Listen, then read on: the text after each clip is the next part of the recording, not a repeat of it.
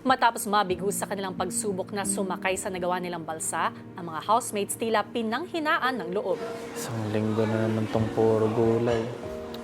Ang hirap din kasi niya. Maybe, mali lang tayo ng pagkakagawa, di ba? Sana bigyan pa tayo ng kawayan. Hindi na. Kung bibigyan man tayo, focus talaga sa ilalim. Hindi na tayo magpapako kung may dumating pa. Hindi natin alam kung mali ba yung diskarte natin.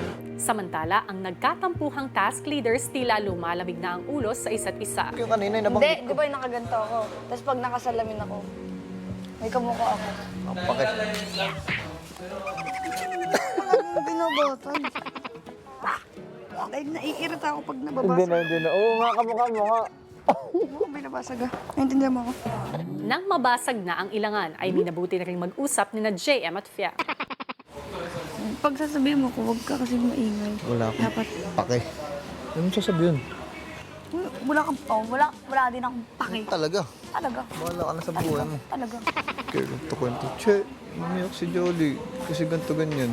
So nagsalita ako, guilt tripping. Ano, kahangal. Oy, iba yung sinabi mo nun. Parang na-feel ko na, parang si JM na lang kakampi ko dito. Parang ganun pa. Parang na-feel ko na wala na ako kakampi.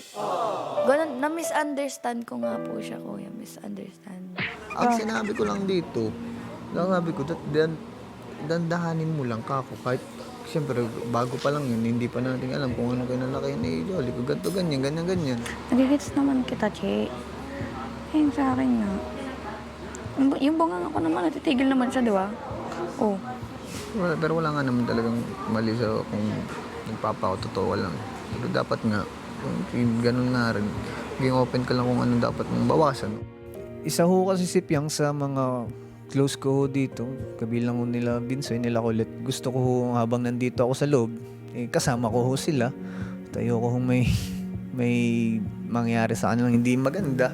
Hindi sa magbago ko. Yun na rin naman ako papansin ko eh. May mali din naman ng Eabab. Naging maarte lang. Ibig sabihin, nakikinig ako. Alam mo, At least, nakausap na kita. Tapos na. mahal ka. We're friends Wala, again. hindi. Uy, hindi pa kita pinapatawad. Bakit may ganun naman? Sorry ka muna. No, Para I'm uluan. sorry. Thank you. Puro kahit ganito ang ugali ko, mayroon din naman akong side na soft.